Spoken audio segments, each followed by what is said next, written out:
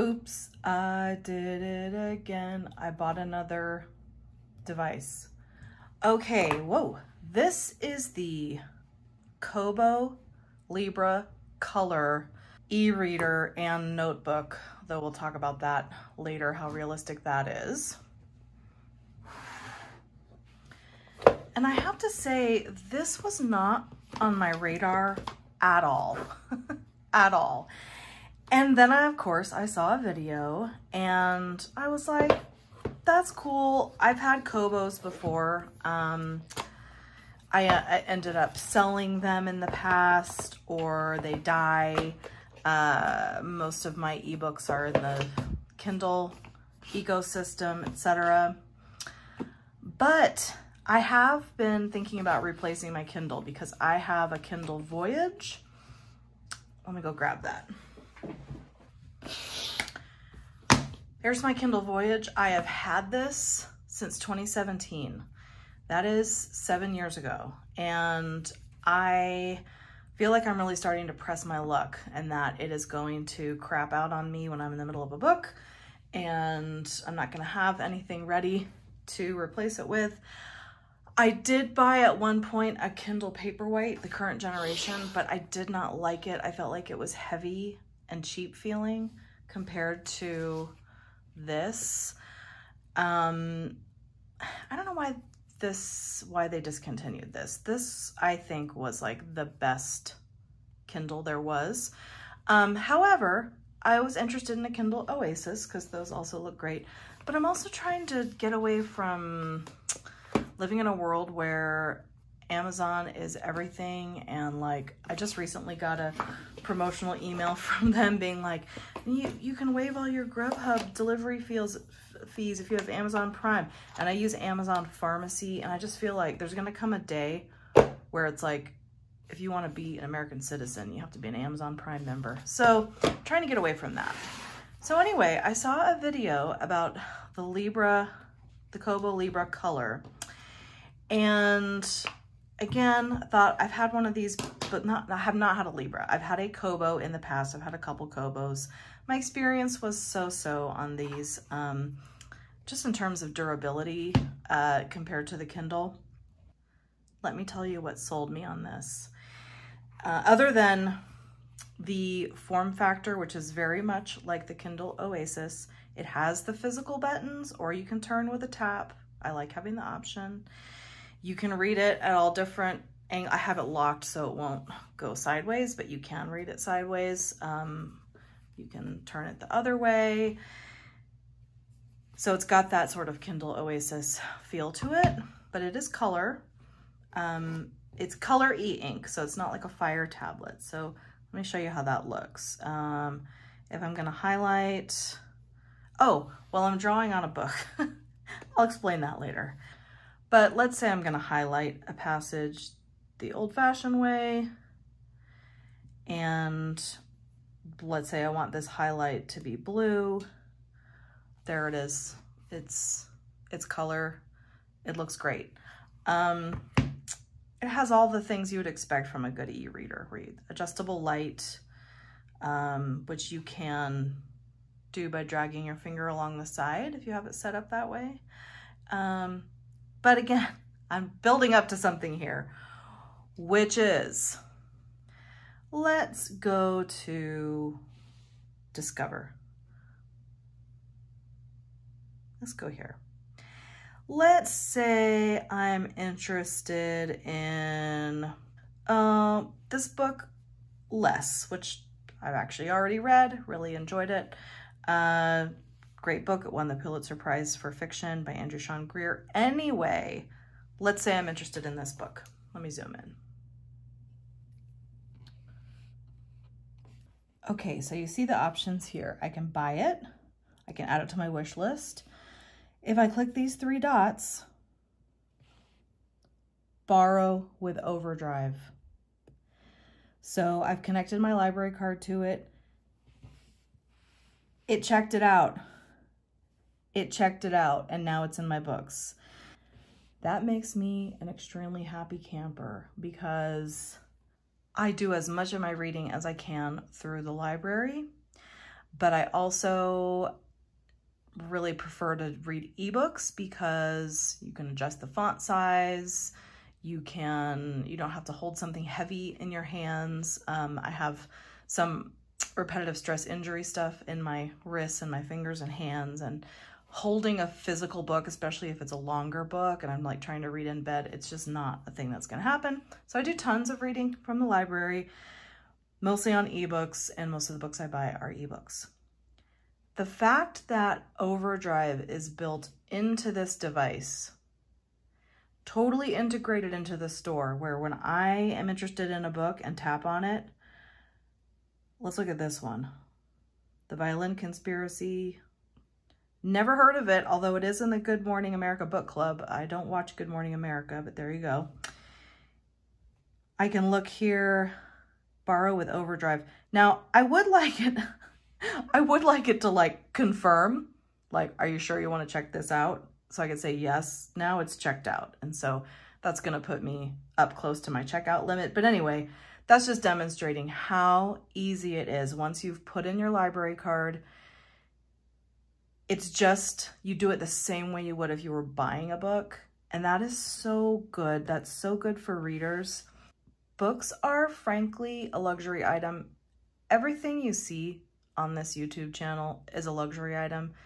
And I include books in that list because I grew up poor and we weren't out there buying books. Books are expensive. So we got everything from the public library, and the public library is amazing. And if you want to protect your public libraries, if you live in one of those communities where they're like, we don't want to fund the library because they have books that we don't approve of, you need to go to your city council meetings. You need to write to your state reps. You need to try and show up at all those places where they're making those decisions and tell them, I want my public library and I do not want the content in it censored to such an extreme degree. Oh Lord, don't get me started. That's not what we're here to talk about, but I'm just telling you, books are a luxury item and information should be free and accessible to everyone, and libraries help make that happen. And I love that this device has integrated into their storefront, because it shows they're not afraid of losing a sale to a library checkout, because they're trying to make the device the most useful for the most people. That is something you are not going to see Amazon do. Mark my words. I don't know. I could be wrong. Maybe some of the Amazon devices do let you do that. I don't know. I've never experienced it on any of my Kindle devices or in the Kindle app. So that is what, when I saw that on the video, I immediately ordered this device. Let's take a closer look. Here is the device, bare without a cover. It is white, as you can see. It also comes in black. It's got kind of a bit of a texture on the back. I would not call it grippy, but it's not slippery. It's got a USB-C charging. It came with about 45% charge on it, and it took a while to get it up to 100, but I presume it's gonna last. There you see the color e-ink cover. That's just pretty.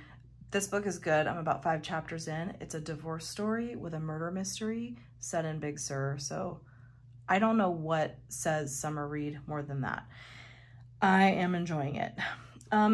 It's plastic, okay? This device is plastic. I do not expect that this hardware is gonna last 7 years like my Kindle Voyage has. This thing is a solid piece of machinery. This definitely feels cheaper, and it is cheaper. That is, it costs less than the Voyage did.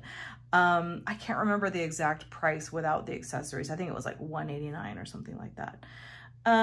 It's got, as I mentioned, the 2 physical buttons and the wake and sleep button on the back if you're not using a cover that automatically does it. When you put it to sleep, it tells you, you get a little message here that it's sleeping and like your progress in the book. You can read in this mode, or in this mode, or in this mode, which is not going to auto rotate because I have it locked, because when I read in bed, I hold it at all kinds of crazy angles and I don't want it rotating too much. So it's got the physical buttons, but you can also turn with a touch or a swipe. This has a map in it. I love a book, like a realistic book, like not a fantasy, that has a map. You can, of course, well, let me show you. Let me unlock it. Let me put it in auto rotate so you can see. Yeah, this mode also works. The color comes into play if you are highlighting, so you can highlight and pick your color. You can add a note, just like on most e-readers. There's a keyboard.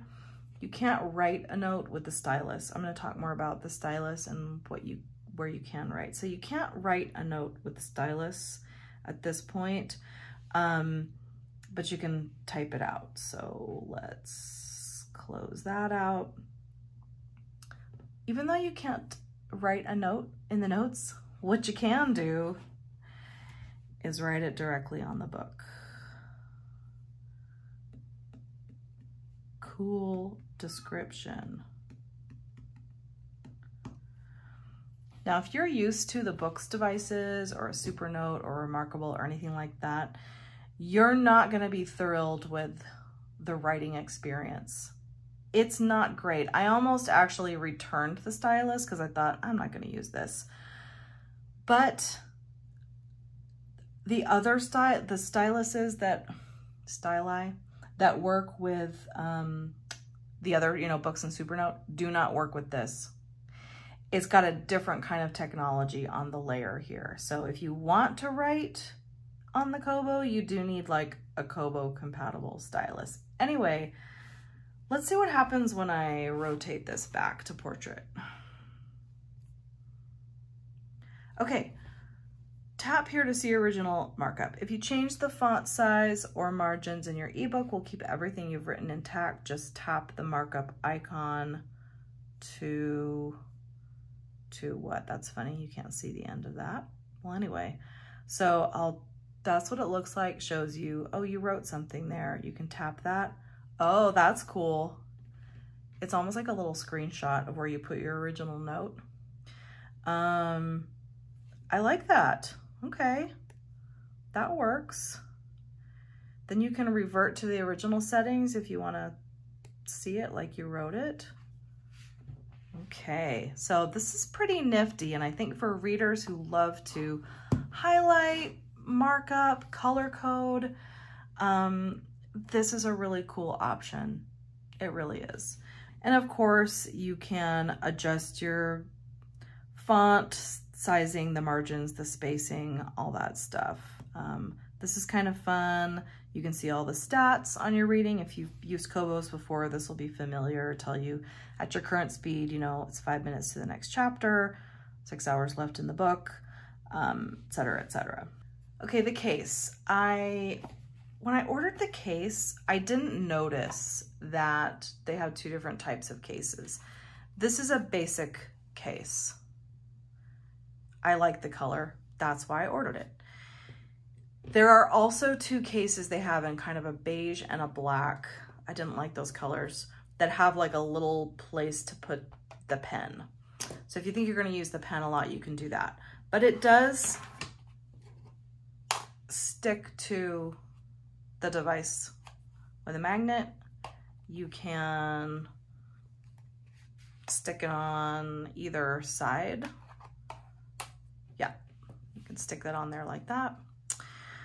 Let me show you what happens if you put it in the case. So let's put it in, actually, I think it goes, yeah, it goes that way in the case.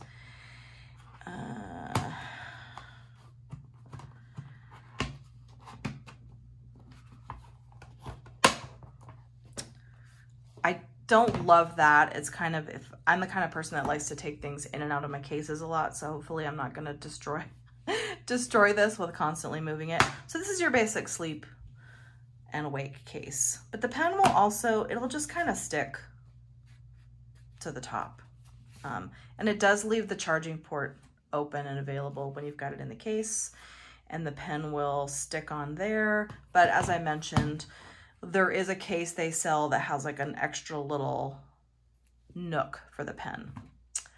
Okay, let us now talk about the notebook features and why this is probably not going to replace a Supernote, a Remarkable, anything like that for most people. So much like with the Kindle Scribe, there's an extra little icon down here that says My Notebooks. So if you want to see the notebooks, you tap on that. Let's make a notebook. All right, it gives you a bunch of information. You can do a basic one where you can just write. An advanced notebook can convert handwriting into type, supports adding freeform sections, diagrams, and equations. You can make a folder. Let's start with a basic notebook. Let's call it Test 1. Okay, it can swipe left to go forward, swipe right to go backward. New pages are created automatically as you write, okay? The stylus has an eraser on it. It also has a highlight button, which I meant to show you. If you're in a book and you don't want to highlight with your finger, but you don't want to write with stylus, you press this button and it'll highlight the book. Okay, little primer on the menu.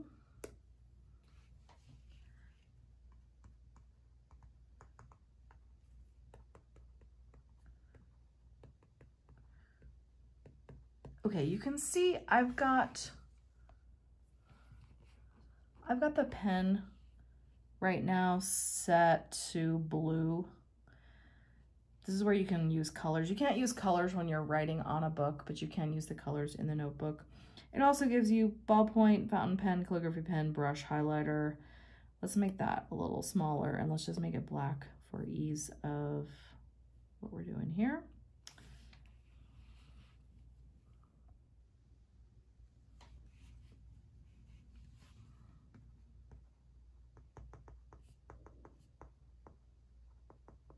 It just doesn't feel good. It doesn't feel good like a Supernote or Remarkable or books. It doesn't even feel as responsive as like an iPad. And the size with this little thing, depending where you put it, like it's okay. The palm rejection seems to be working pretty well. This is very basic, obviously. I don't think I can convert to text in this basic kind of notebook, but let's look at our menu here. It's got a lasso. Convert, copy, delete, resize. Oh, well, it's already doing more than the Kindle Scribe will do for you. So that's something.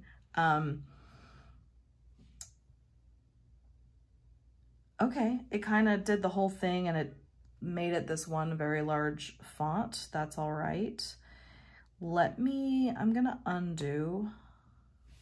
Let's hit undo. And let's try lassoing again.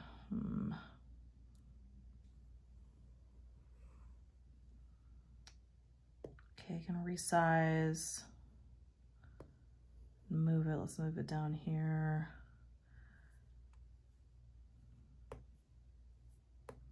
The original Kindle Scribe, when it shipped out, didn't even have the ability to do that. So that's already good.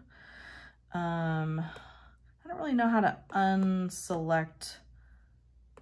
Oh, I guess I just go back to pen. Okay. What else do we have here? Change page background. Let's look at the templates they have.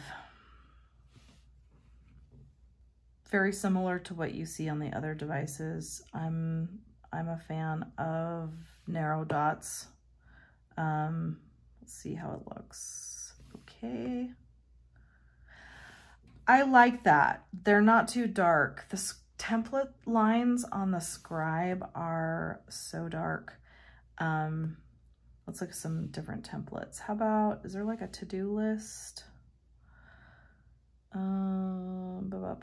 Meal planner, to-do, here we go, very last, because I guess it's in alphabetical order. Let's make a new page. Oh, I guess I have to apply the template by page, which is nice if you want a notebook with a bunch of different templates in it, but it can be, I would want it to use the last used template when I turn the page. But that's better than not having the option to use different templates in a page, in a single notebook. Okay, I make all that go away. So here's my to-dos. It's not, it doesn't have the Wacom, I don't know if you say Wacom, it doesn't have that layer on there. It's something different. And so it's a little unresponsive. So I need to do the,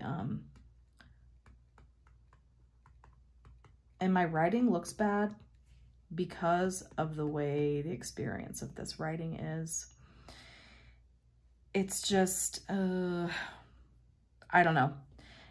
It's functional, but it is not enjoyable. And if you love e-ink and you love writing and handwriting, you're not doing it because it's functional. You're doing it because you're getting some pleasure from it. So there's no joy here, but it works. It is functional. So let's see what an advanced notebook can do.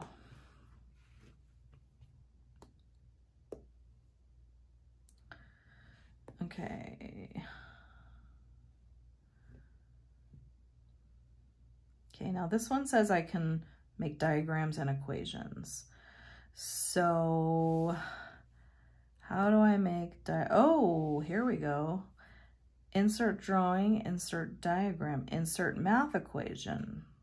Okay. Now, I don't know math, but let's just look at it. Create formulas or calculations. Write an equation, then double tap to convert it to formatted text. You can also use this as a calculator. Well, write calculations naturally, include equal sign, then double tap to convert and show the answer. Ooh, that I can do. Okay. Well, first let's just try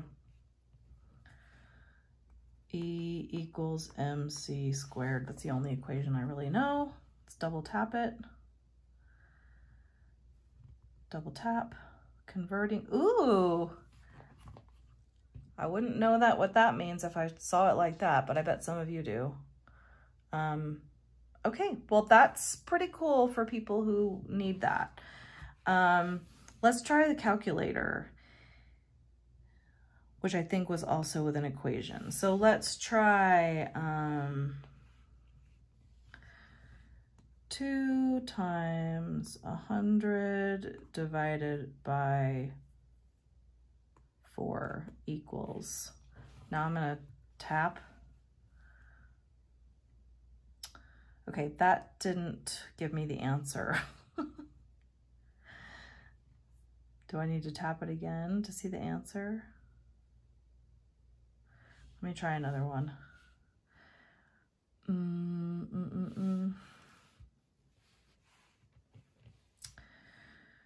2 times 100, maybe I wrote it wrong, divided by 4 equals. Let's try this. There's the answer, 50. Okay. Very cool. That is a cool little feature that I'll probably never use, but it's nice that it's there. Let's see, how about a diagram? Create diagrams, draw shapes, arrows, and text, then double tap to convert into diagram blocks that you can resize and arrange. Alrighty, once again, not something I don't know. Let me try doing a flow chart, I guess, or maybe like a brain, what's it called? A brainstorming mind map. Let me try a flow chart. Okay. Okay. Play with cat.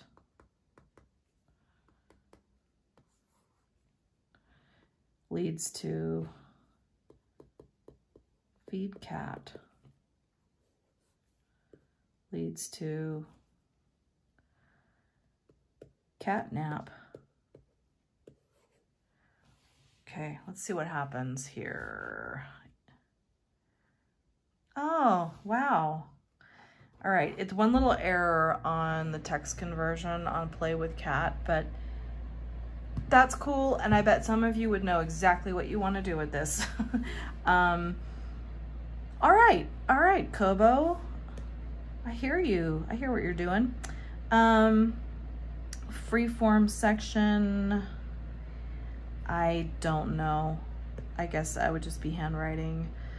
Insert drawing. I don't draw either. I have no skills, you guys. I can write and teach writing. That's pretty much it. So yeah, I guess I could do, if I was gonna like storyboard, I could be like, here's Bob saying, stick 'em up.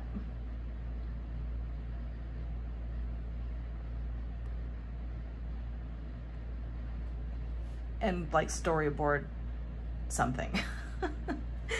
That's embarrassing. Okay. So there's notebooks, and let's see what those other options were. It may be annoying that this comes up every time, but it's also kind of nice because the device is trying to help you. There might be a setting in here where you can make it not come up every time like that. Let's make a folder and we'll call it tests. Okay. And how do I move that? Can I just drag it? Let's see. Well, let's look at export because that's also something I guess I would want to know. Oh, okay, so you can export to your computer by connecting the e-reader to the computer. You can export to Dropbox. You can set up Dropbox access or Google Drive access. That's great. Again, some very simple tools that the Scribe doesn't have yet, or maybe ever, because Amazon doesn't want you to go outside their system. Whereas Kobo's trying to like make it useful. So I just wish they would get on board with the other options for the layers here. But this is great. I mean, A+ for effort in terms of the software. Comparing again to the Scribe, I'm not going to compare it to a Books device that's running on Android. I'm not going to compare it to the Supernote, which has like a lot of very advanced note-taking features. But let's just compare it to the Kindle Scribe, which is clearly its main competitor. And so out of the gate, it's got more to offer with the software than the Scribe. The Scribe hardware is just much better.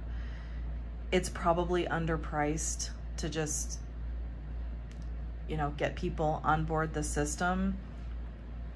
This device, the hardware is, let's just say it's economical, but the software is good and the reading experience is great. I've really enjoyed the reading I've done so far on this, and you know what this means? I'm probably gonna sell the Books Nova Air C that I just got because this is a keeper, and I hope Kobo just keeps doing what they're doing to show Amazon they're not the only game in town. Oh, the other great thing about Kobos that you may already know, if you are trying to get outside the Amazon dominance of everything, you can set up your Kobo account so that you're connected to like your favorite local bookstore, and they'll get a portion of any book that you buy. So that's another thumbs up item on the Kobos. I like it. The reading screen size is about the same as the Voyage, but it's got this little extra space for holding with the physical buttons, kind of like the Oasis, and I love that. I just love that. I'm excited. I'm gonna be reading all summer on this thing. I did buy the extended warranty because that has been my issue with Kobos in the past, is they end up failing on me. And so I bought an extra year of protection just in case. But I'm just excited to load this up with library books and just read all summer without like hurting my hand, trying to hold something heavy. Pretty cute, pretty sweet. I like it. What do you think? Drop a note in the comments. And let me ask you a personal question. Do you want to see my face? Do you feel like I should be showing my face?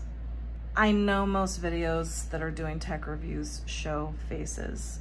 I've been against it because what I like about not showing my face is I can make a video anytime I feel like it, even if like I'm having a bad hair day, I'm not wearing makeup, the lighting is not good.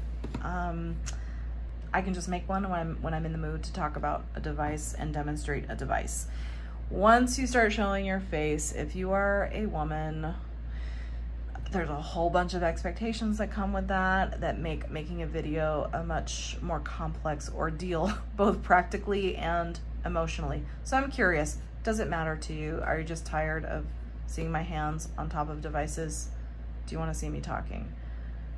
Even if everyone says yes, doesn't mean I'm going to do it, but I'm curious how you feel about YouTube creators, how much it matters to you that you see their face and kind of make a virtual eye-to-eye connection. Thank you and goodbye.